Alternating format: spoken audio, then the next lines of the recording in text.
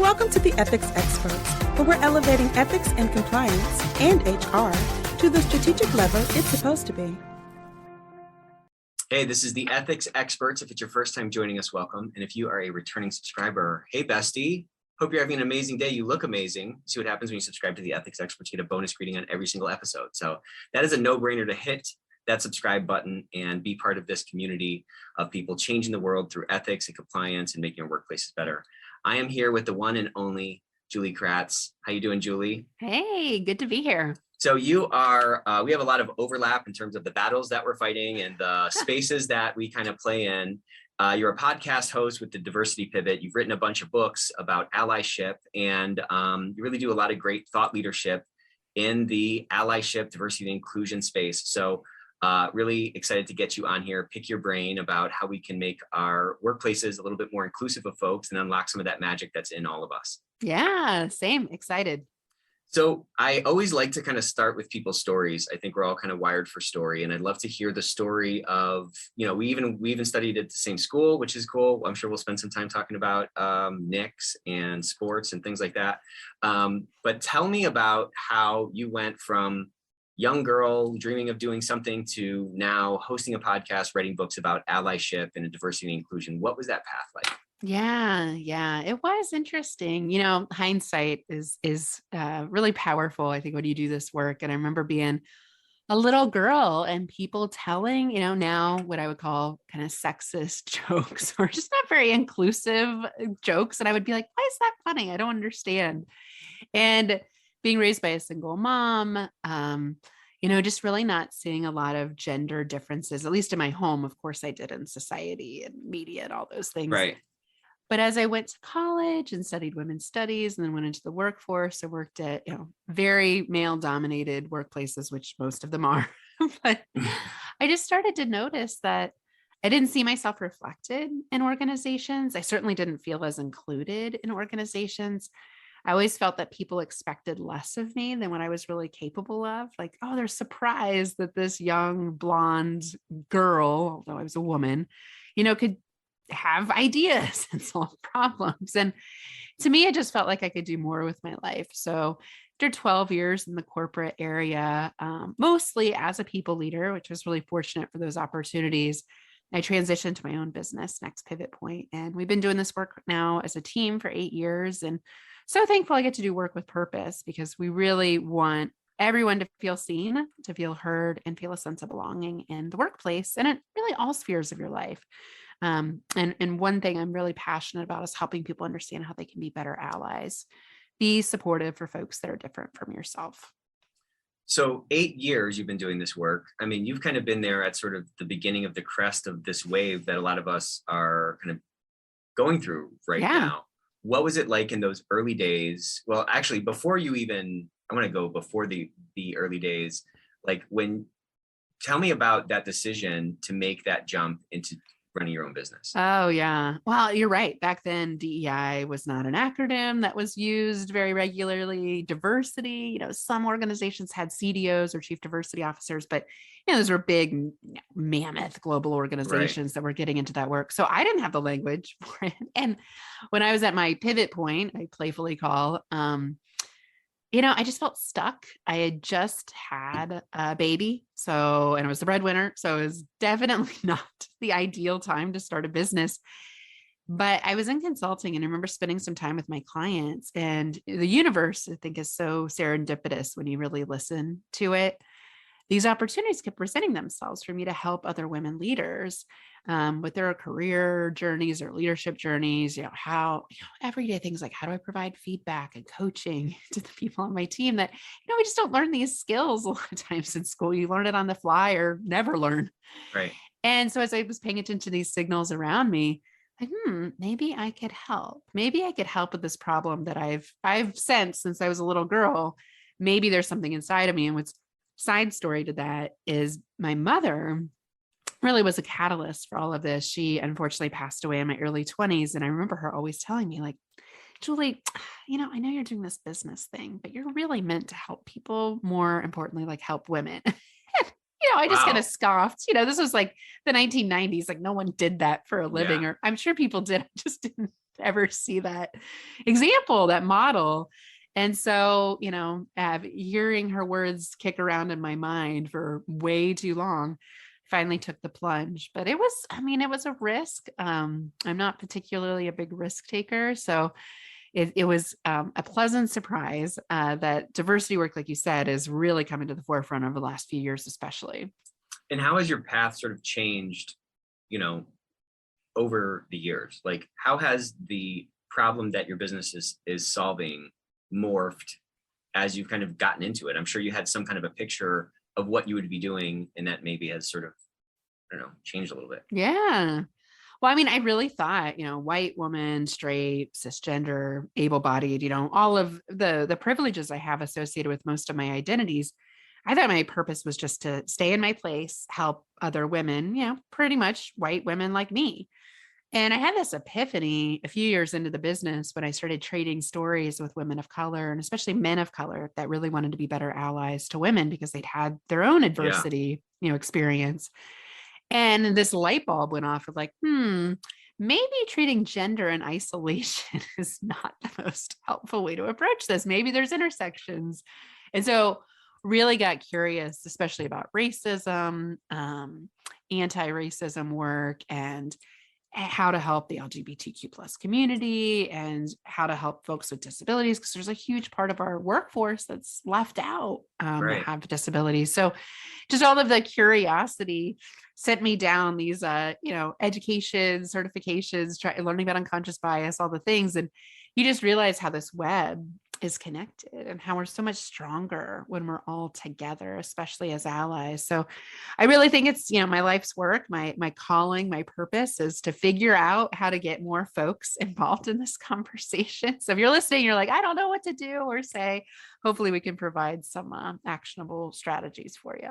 Well, let's get into that a little bit. I think that'll be interesting to hear some of those actionable strategies, because a lot of the battle that we're fighting, to your point, is one, so I guess let me back up. My whole sort of thesis is that we spend so much time at our workplaces, and there's so much either opportunity or toxicity that we can, be subject to, I guess, and bring home with us, and that infects our communities and stuff like that. So if we can really work on our workplaces and create more opportunities for people, like businesses can be such a force of good, because it's all these little like communities that are just kind of nestled together and that kind of make up our entire economy. There's such an opportunity there, but there's a lot of, I don't know. I mean, there's the sort of the bias pieces of each of the individuals that make up a broader organization. There are the sort of corporate structures. There's all these different sort of dynamics that create maybe headwinds for the types of change that you and I both, seem to be fighting for, and I think there are, to your point, there's a lot of folks probably listening to this who have a vision of this sort of utopia where everyone's, included, and everyone can bring their gifts to work, and everyone can, not feel like an outsider and not feel part of the otherism that seems to sort of develop in our organizations. But they, to your point, they kind of don't know where to start. So how do we start driving towards some of those actionable insights or tips or whatever to start driving this change at a faster rate? Yeah, I couldn't agree more. I think business, it really is at a point right now where we need business leaders to speak up and show up in the conversation, because we're experiencing a lot of social change. And, I don't think the days of staying silent are going to work anymore. So absolutely, I think business is where we can make the largest, you leverage that privilege for good and use your voice and use your dollars for change. So absolutely. And I think from the standpoint of your listeners, anyone that's in business, or especially leaders, the amount of listening, that I think that is required for this conversation. It's so much about listening. It's not about imparting information, especially if you haven't had, those lived experiences. I'll use the example of me as a white person, right? I will never fully understand the experiences of folks of color because I can't walk around in black or brown skin. That's just something I can't experience. However, I can empathize, I can listen to the stories, I can collect those stories and share them with others that may not be as empathetic or believing. and absolutely believe people when they share hard things with you. One of the biggest things we tend to do is just kind of soften those hard stories of like, oh, that person didn't mean it. What were you doing? Believe people when they share hard things as a leader, and then leverage your voice for good. I think there's so many examples of CEOs out there, really stating how they feel, how they want to support organizations, amplifying the voices of others around you that may not be as seen or heard. And we talk about allyship as a choose your own adventure approach. So that could be, I want to be a mentor for somebody different from me. That could be a sponsor, which is woefully underutilized. We tend to, a lot of times we gravitate towards folks like us. It's just a human affinity bias that we all carry. So diversifying your network, spending time with folks different from yourself, whether it's in a specific role or relationship, and then finding ways to amplify those around you that, just for some reason outside of their control, they may just not be as heard or seen as much. And I think those are things that everyday leaders can do, everyday folks in organizations. It sounds like your mom was right about you helping people. I don't know. You can always tell when someone's doing the thing that they're supposed to be doing, Thank you. They just animate in a different way and there's an energy about them. And I just see that radiating off of you. I love that advice you gave about be a mentor to people. I want to get like real tactical about this. So how can somebody, do that like in a not cringy way? I think that's the biggest fear, right? Especially when I talk Yeah. with white men, they're like, how do I say to her that I want to be her mentor without feeling like this is going to be a Me Too movement? Yeah, totally. Right. And it doesn't have to be. Make sure all the lights are on, windows are open. Yeah, don't be creepy. Yeah. And this is the paralyzing fear that I think a lot of leaders have right now. I'm going to say or do the wrong thing. So I'm just going to keep my mouth shut. I'm just keep my head down and do my work. And at the very moment that we need our allies more than ever. So first I would say, kick out that head trash. That's not, you lose the ego. It's really not about you. And I think if you take yourself out of the equation to the ability of which you can, because we're egotistical creatures, but if you can remove your ego a bit and just focus on the other person, what do you think they need to be successful? Where do you think you could help that person most? Because the intersection of the need and your skill set is really what makes a mentorship work really well. The person needs a skill and you have that skill, right? And you can help fill that gap to propel them to the next level. I think once you identify somebody in your orbit that you see as high potential, or you just are like, wow, they could be really great if like this one thing, find somebody, and ideally somebody different from yourself. So spend time in different places. So it's not just a mini me. And then I might just reach out and say, hey, I noticed this about you, or I saw you in this meeting and it was really awesome what you said. Would it make sense to grab coffee or spend 15 minutes on a Zoom call just talking about your career?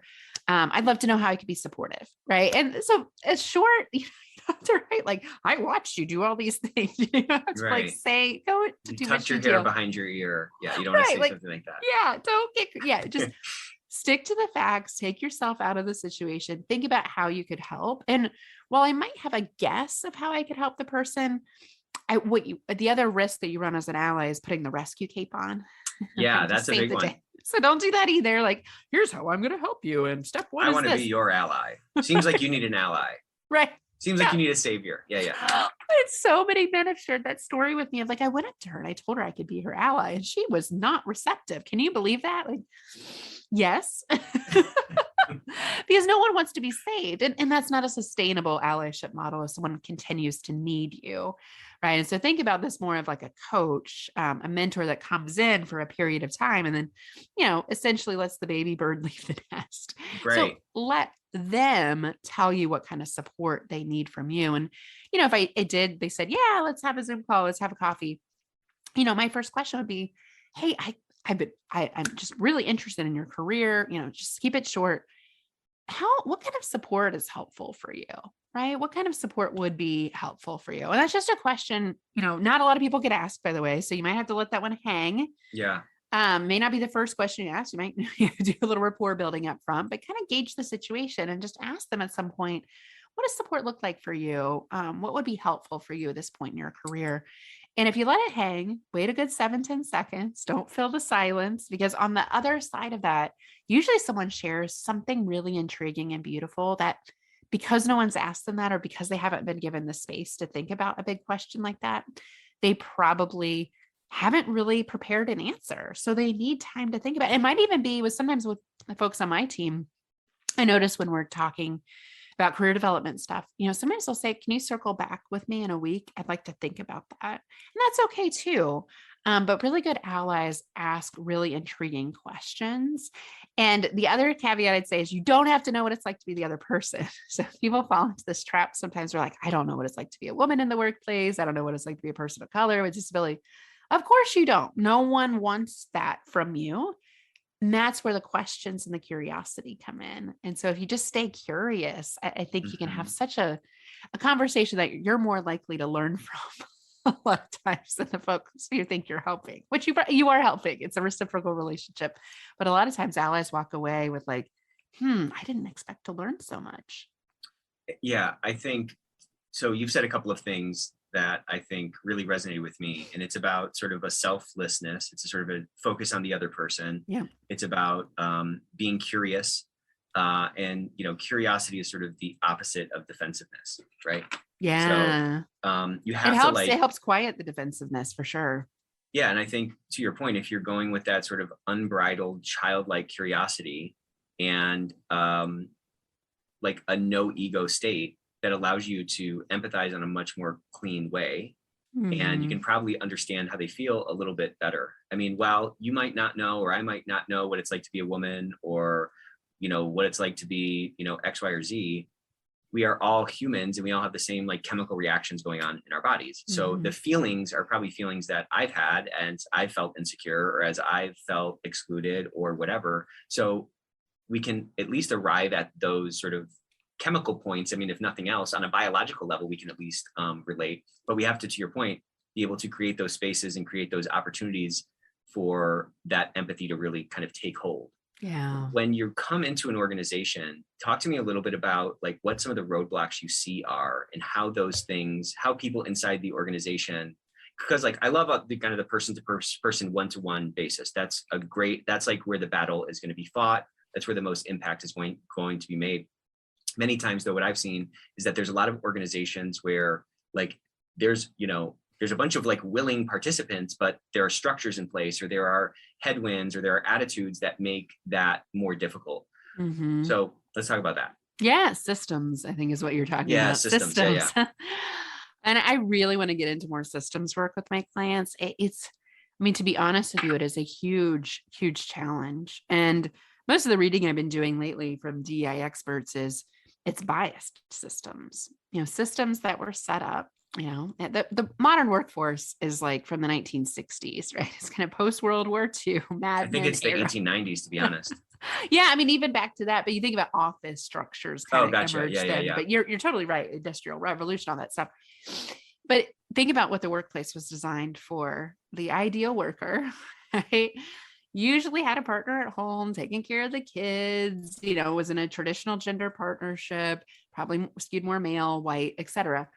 And so when you think about the corporate work environment, the office environment, or now hybrid environment, so it has changed pretty swiftly in 2 years, but it was built for a certain demographic. And because it was built for a certain demographic, hiring practices, recruiting practices tend to favor that demographic. Promotion decisions, right? And so unpacking bias in our systems is the real work that needs to be done alongside individual allyship work. And so when you think about the systems, what I encourage to my clients is think about everything. It starts at the employee experience. So think about when it starts, usually recruiting, then hiring, performance management, promotion decisions, pay decisions, exit or separation. So there's, 6 different experiences there. Do you have data on who you're attracting in the hiring process and who you're not? Who are you promoting and who are you not? Who are you losing and who are you not? Right. Most of the time when you pull that data out, you see that it favors a majority group demographic. And so what can you do, right? How can you de-bias those systems? Well, with hiring, right? Scrubbing job postings and making sure job descriptions are inclusive. There's so much gendered and racialized and ethnocentric language that just signals to someone this isn't the job for me. Listing job requirements that aren't truly requirements. For example, women are less likely to apply for those jobs. The biggest bias I see once employees are in the organization is a potential versus performance bias. It's been well studied by Harvard and other organizations, but essentially majority group, predominantly in that white male demographic, tends to be perceived on potential, while as women, people of color, folks that don't fit that demographic tend to be seen on actual performance. So if you think about that going into performance review, it's like, well, you've never done it before, but surely you could, versus you did it once, but could you do it again?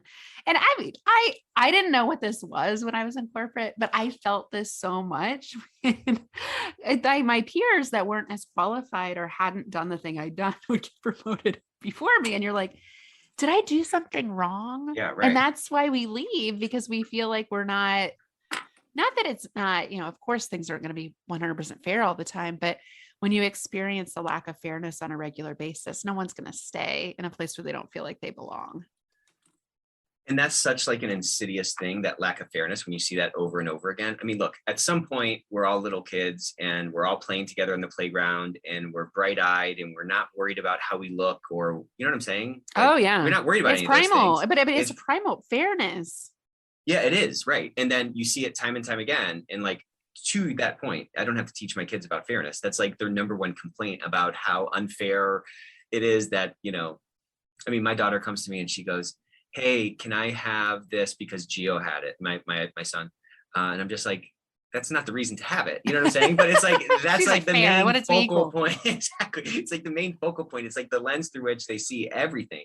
But I think probably you see it less if you're part of the majority group on any sort of axis you cut it. But that continual sort of over and over and over again, beating you down that the fairness is not there, like that leaves you very jaded. And what I've seen is that, like, so let me back up. No one's ever going to like wind up on the podium at the Olympics getting a gold medal draped over them and like being shocked.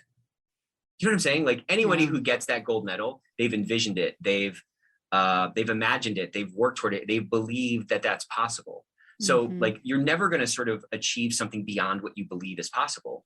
And these systems and these structures that we're told over and over again from our ancestors and from our families and from our own lived experiences of like lack of fairness, or being judged on, what did you say? Instead of judged on potential, you're judged on sort of actual performance and like full data for this person. And then, well, I've seen other people that look like you doing X, Y, and Z. So, yeah, you could probably do it.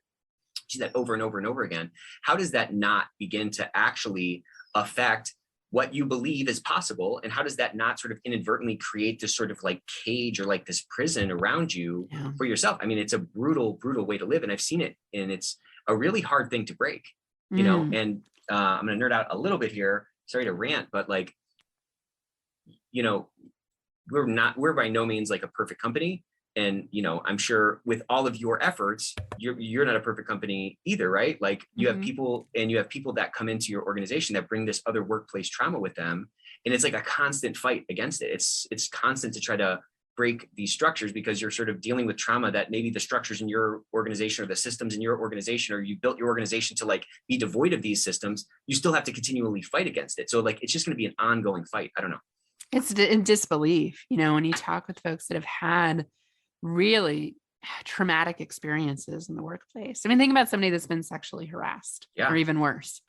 They bring that trauma to your workplace. Even if you weren't the cause of that trauma, we live in a society where these experiences are very common.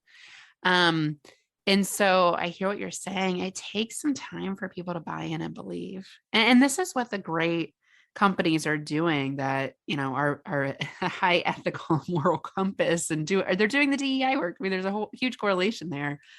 But, I think about a few of my clients that they're very intentional about it. They're very consistent with it. And their senior leadership team is talking about it as actively as they possibly can in everyday activities. And those three things together as people start to believe, even if they have pain that they're harboring, they can start to process it and be like, maybe this is a different place than that other place was. Maybe this is a place where I can believe. We know that so much of the employee experience around inclusion is tied to their specific manager. So about half of someone's perception around inclusion is their direct reporting relationship, which makes sense, right? A lot of the employee experience is tied up in that middle management role, people leaders. And when they're not saying or doing anything with inclusion, people start to be like, this is kind of a smoking mirror situation. Been here before where they said something and did another. And so back to kind of the individual versus systems, you need both working together to combat that. But it's very real. And I have, I've had that happen on my team, to your point, where someone had some very strong racial trauma happen and she needed some time to unpack it. This year was just the news cycle, just tons of stuff, and I think just providing that space and grace for somebody and asking how they're doing, how are they really doing? Are they okay? Just showing, I think anyone that just can show care towards folks that might be experiencing pain right now, those one-on-one conversations are just so powerful. Yeah, there's this weird, you're absolutely right. And as I'm kind of thinking through how something like this plays out and where I've seen it fall short or where it sort of hypothetically can fall short is it always seems to fall short on like some kind of defensiveness. And to your point from earlier, like on like some level of disbelief with the claims or the experiences or,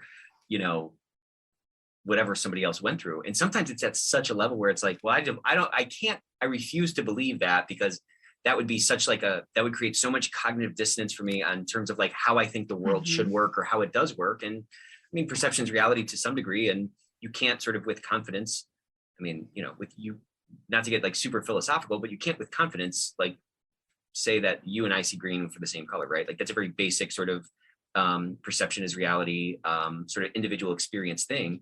And yet it still seems to like that defensiveness that seems to pop up, especially, when I see it with somebody who, might be trying and someone sees, somebody with racial trauma, for example, is like, well, X, Y, and Z happened. And then they're like, well, I didn't do that. I'm not that kind of a person. And then it gets shut down. And then this person is a troublemaker. And then the cycle just perpetuates. You know what I'm saying? And see, so, shouldn't have said anything. It was better just to like not even say anything at all. Why try? Yeah. I think a lot of people feel that way. And, but that why try thing is rooted in a defensiveness, and it's rooted in a fear. You know what I'm saying? It's rooted in a fear of like, well, I'm going to put it's like an ego fear or something. I'm going to put myself out there and I'm going to be sort of castigated for it or whatever. And there's a sort of safety that people need to feel within themselves, whether it's a security in themselves or a caring that they need to feel sort of able to like pour out unfettered in order for those conversations, I think, to like really take root and give other folks the opportunity to like shed those traumas that they've had. Yeah. Well, one concept we talk about, I appreciate you brought up cognitive dissonance, because that is a huge trigger for folks that don't want to unlearn what they already think they know. Right. And so, think about the way I grew up, 80s and 90s, Midwest girl, suburbs, all the things. And I was told like to be colorblind, that racism's over, in fact, sexism's over too, equal rights for everybody.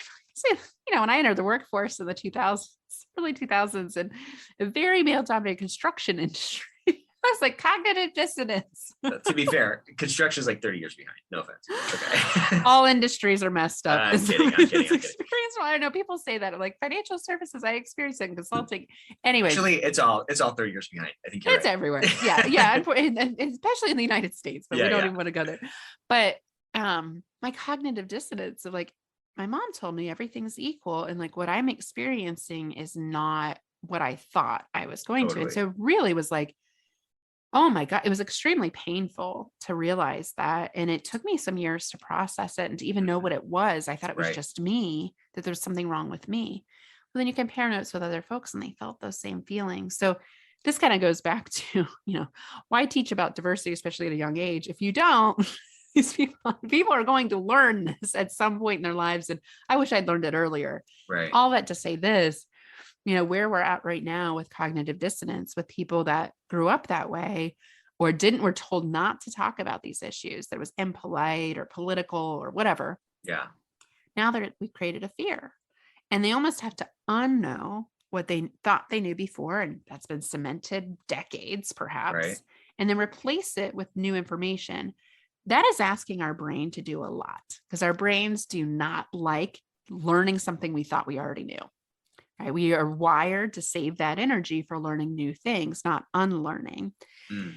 So this invites, and leaders today that are really skilled at inclusion, Brene Brown's found this in her research, that paradox is incredibly powerful for leaders that can straddle the tensions of opposites, right?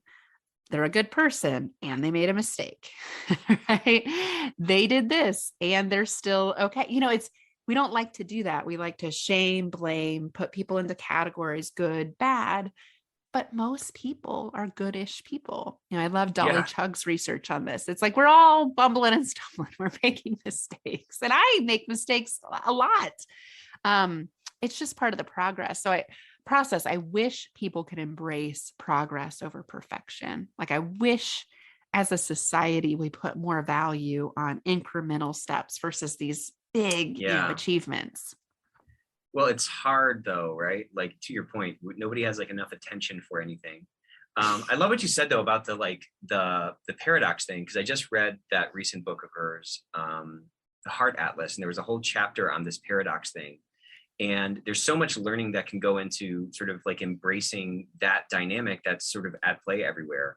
We tend to want to put people in like a hypocrisy bucket when like we're all kind of hypocrites, to your point, right? Right. That paradox allows for a lot of like movement in a non, a non sort of black and white or a non, ones and zeros binary style world that we're all in, right? Like we're all in this gray.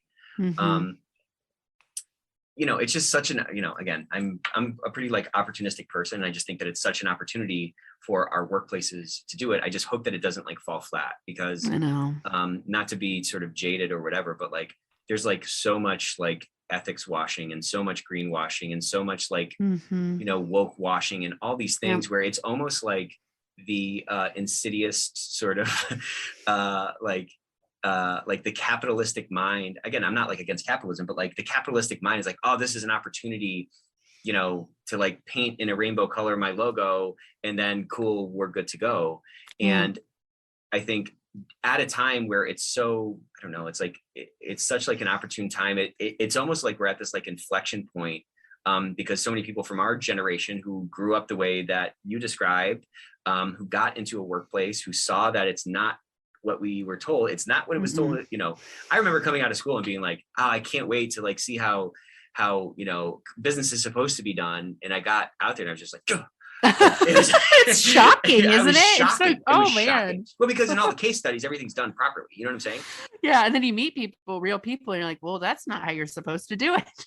Oh, it's insane. I mean, just time and time again, I was just like, this is wild. This is unbelievable. I can't believe people are making bets like this. I can't believe people are being treated like this. And, I was kind of incubated in my parents' company, and it was a small business, and, we treated everybody like family. And I kind of like really took that for granted. Anyways, I think like we have this kind of interesting opportunity right now as our generation is getting more power in organizations. Thankfully.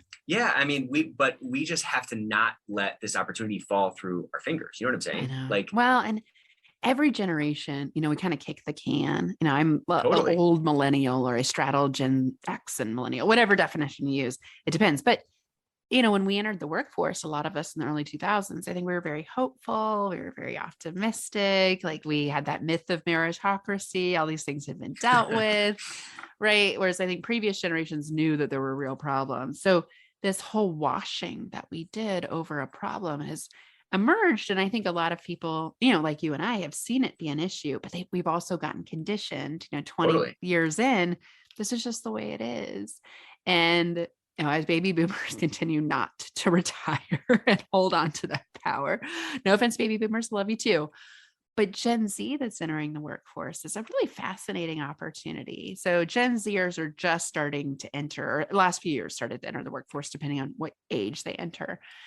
And what they say is inclusion is a must-have.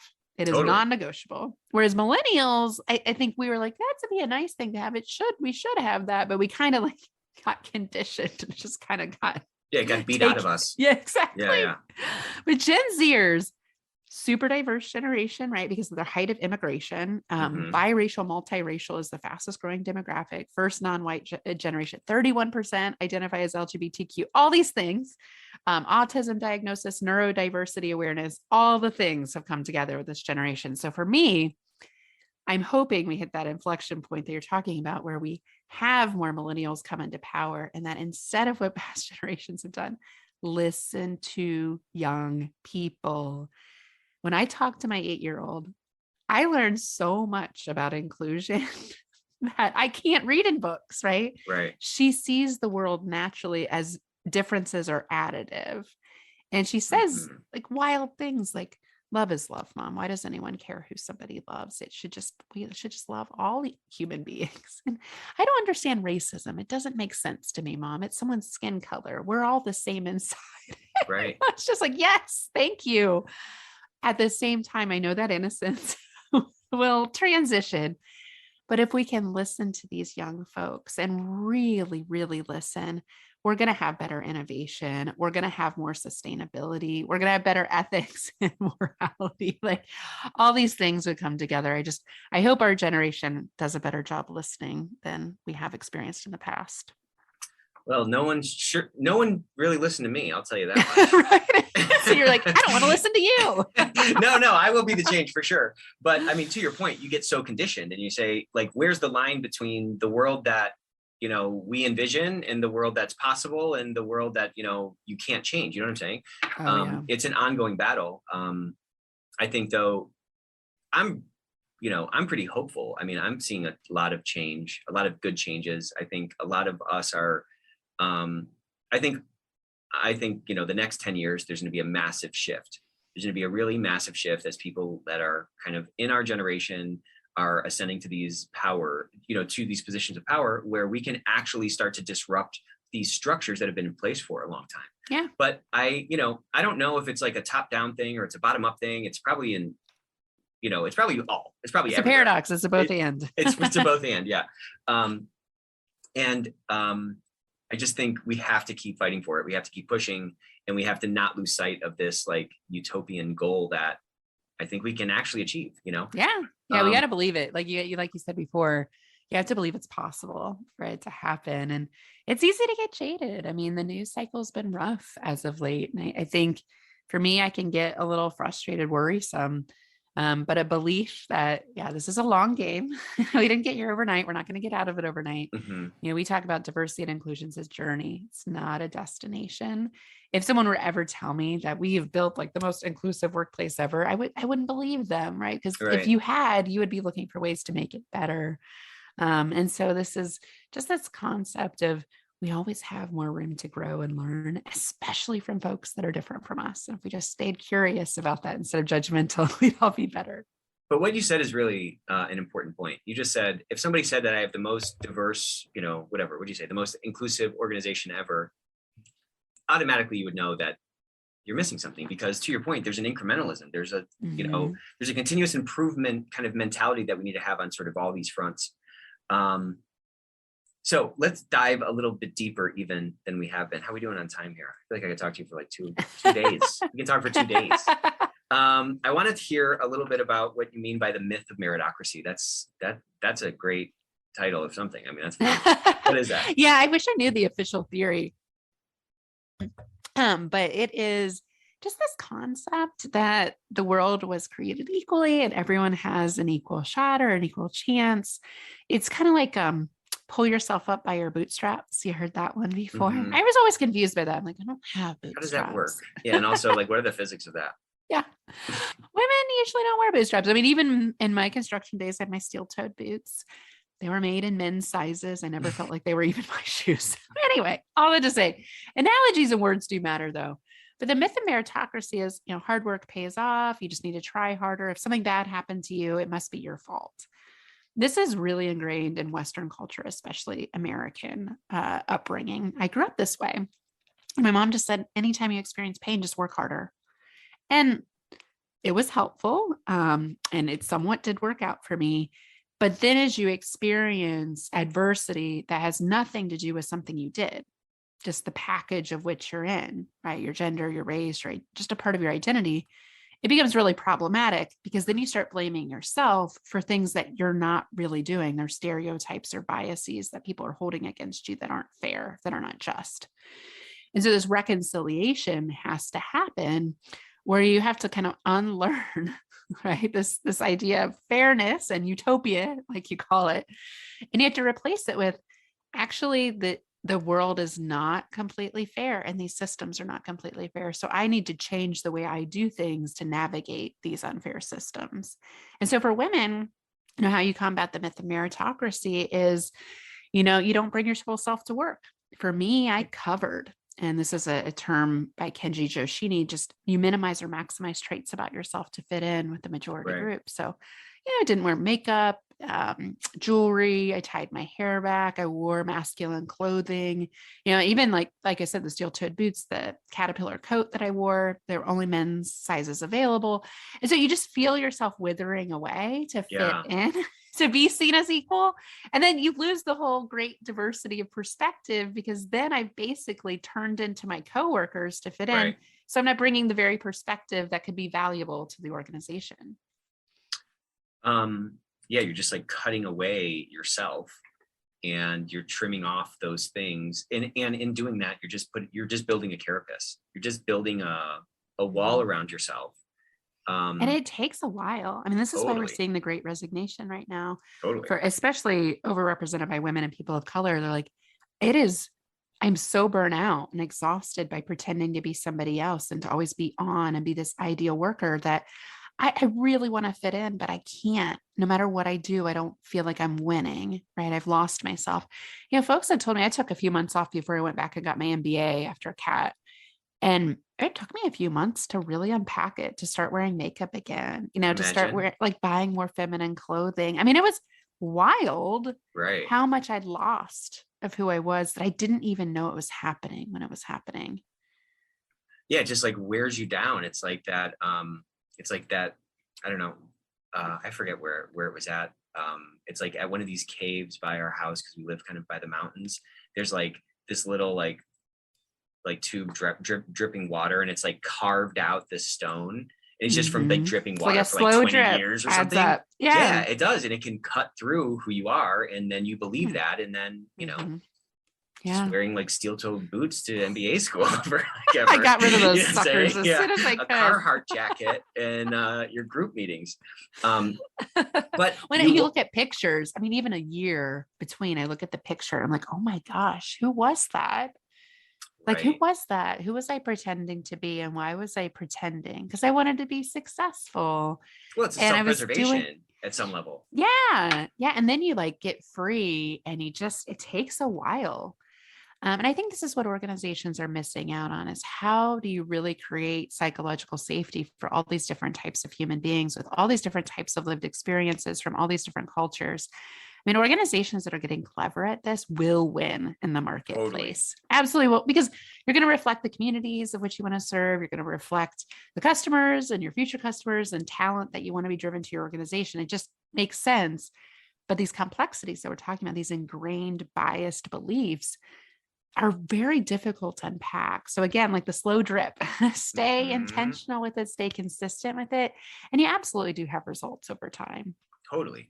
You mentioned a couple of the benefits that the companies who are intentional about it will like reap. They're going to attract the right talent. They're going to, be able to sell to those communities. You said a couple of other things as well.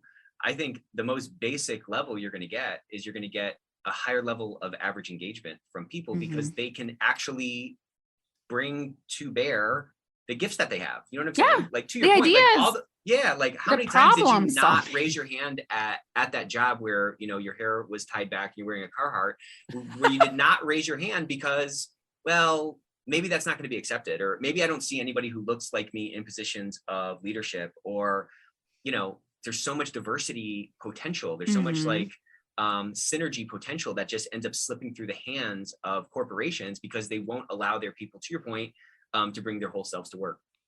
Something that we've we've been doing it now for like almost 6 years at our organization, is on day one, we have something called day zero.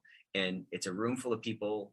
And instead of filling out all your paperwork that day, we're going to sit around and we're going to talk about where we came from and what's our story and That's cool. what have we gone through. And it's a really diverse group all the time. And, I'm in it, my brother is in it, leadership are part of it. And you can really start to see that there's a third dimension, and there's actually a fourth dimension to everybody, because you can see that like progression over time. So many, sometimes it's like the whole room is crying. Aww. And it's like the most inspirational thing ever, because like everyone's fighting It's the like the battle of most their lives. memorable first day ever. Totally. Well, and that's also like kind of a hack. I mean, if you want to get like super, the nuts and bolts of it, it's like, it should feel different. Like if our company is going to be different, it should feel different. It should feel different from day one. When somebody delivers a sandwich to the organization, it should feel different. Like otherwise it's just going to permeate, or otherwise that's all going to like evaporate away. And it's just going to feel like every other place. But what I love about it is when someone is sharing something on day zero with us that they never shared at their last company that they were at for 3 years, and they're sharing it with other people.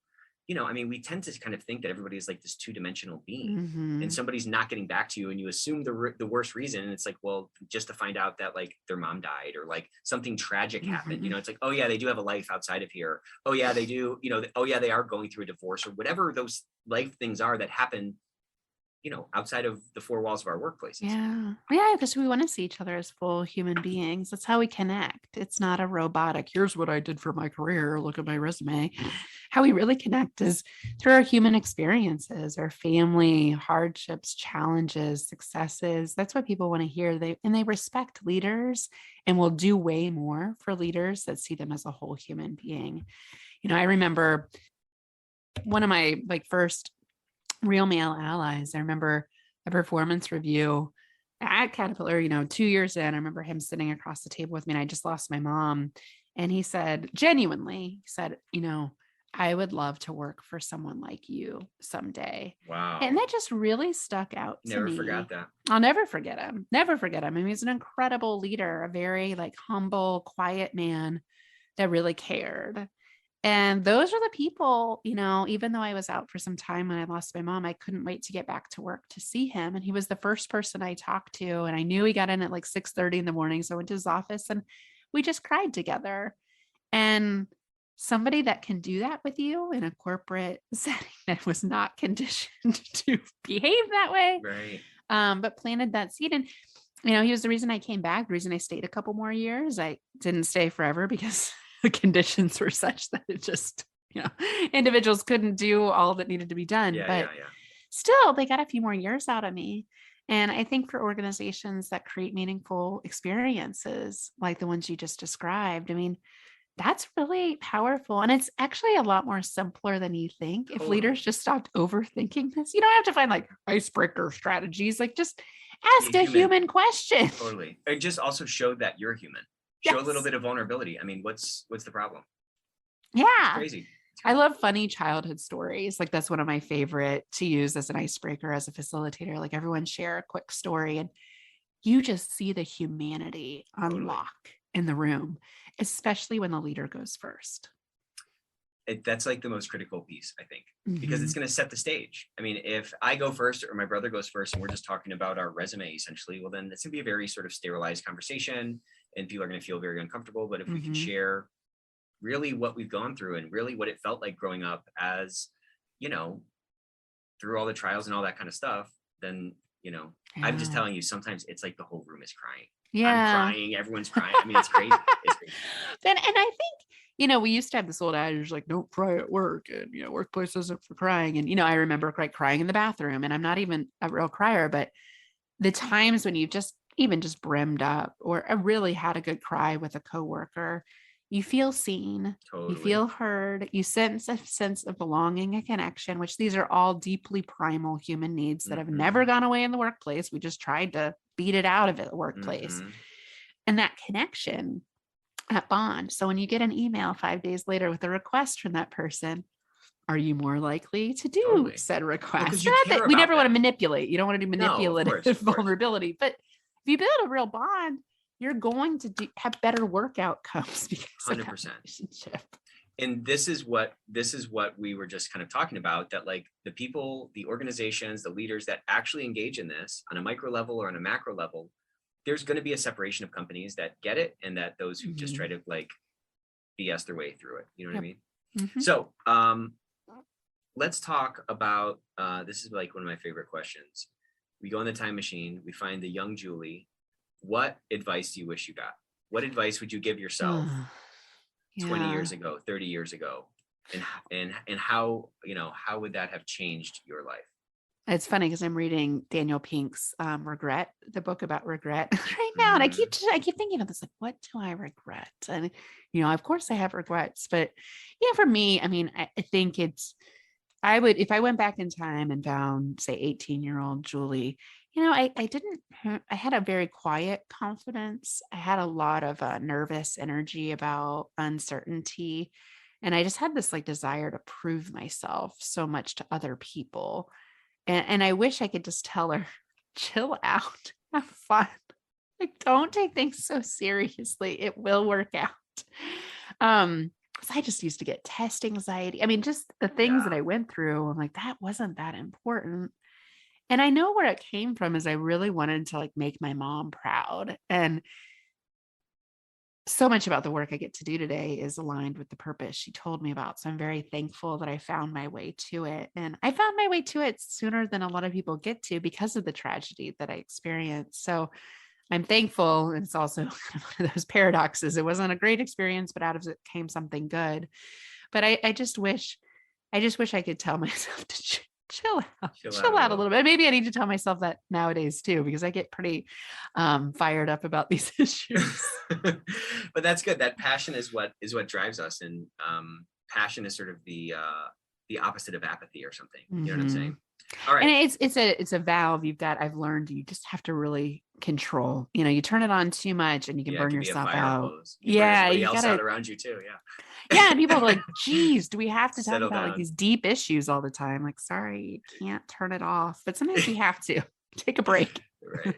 That's what journaling's for, I guess. So now let's hop back in the time machine and let's flip the dial the other way. And we're going forward 10 years in the future. Your work has expanded out. The battles that we're fighting now have shifted. What does the world look like? What do our workplaces look like? I hope, like we talked about this, millennials are leading, and we just have like more of a focus on real inclusion, because the diversity work, there's a reason it's evolved to DEI, and equity in particular. Part of that sandwich is having equitable organizations. Those systems have to be addressed. And so I hope and I'm starting to see this in my business. I used to do training. 95% of the time was training, and it was one and done training for the longest time. And now it's training packages. So as we evolve, I think what we'll see from organizations is we need help really figuring out a solid strategy around this, how we embed it in our existing culture and in our values. And then how do we address the real systems, right? How do we address bias in our hiring, recruiting, promotions processes? How do we create systems that are inclusive and cultural practices, just like the one you talked about with onboarding? How do we create these cultural practices that this is just the way of how we do business? And I hope, I actually hope that DEI is not even a thing in the future, that it's actually just so natural that this is how we do business. Although we do need language, names to call things too. So I'll be disappointed if it doesn't, but it's already evolved so much from diversity to inclusion to adding in equity. I hear the words belonging in the short term, but it'll evolve in the next 10 years too. And I really hope the organizations that win, and I put my bets on the ones that are really active in this work now, because they will be relevant to consumers in 10 years. They will be the most relevant. Well, this was a blast. This was a really fun conversation. Thanks so much for coming on, the Ethics Experts. Tell us where we can find your podcast, where we can find your books, Allyship in Action, Leading Like an Ally, and what's the men's one? One, how male allies could support women for gender equality. Got it. So. Okay. So where can we find those and where can we find your podcast? Yeah. It's super easy. Next Pivot Point. So nextpivotpoint.com, Next Pivot Point on Twitter, on Instagram, Facebook, all that good stuff. And then LinkedIn's actually where we're most active. So if you want a slow trickle of information, I post every day there. So follow me there. I can't make new connections anymore because once you hit a certain threshold, it stops it. LinkedIn famous. That's just follow me, please. I'd love to connect with you. They won't let me anymore. But just Julie Kratz is where you can find us. And all the books are on Amazon. If you like this conversation, Allyship in Action is the book for you. There's a lot of activities to do personally and professionally. So that definitely builds off the ideas we talked about today. Well, I'd love to do something again in the future, maybe a webinar or something. But yeah, this was great. So great to meet you. And thanks for spending part of your day with us. Thanks so much for having me. Until next time.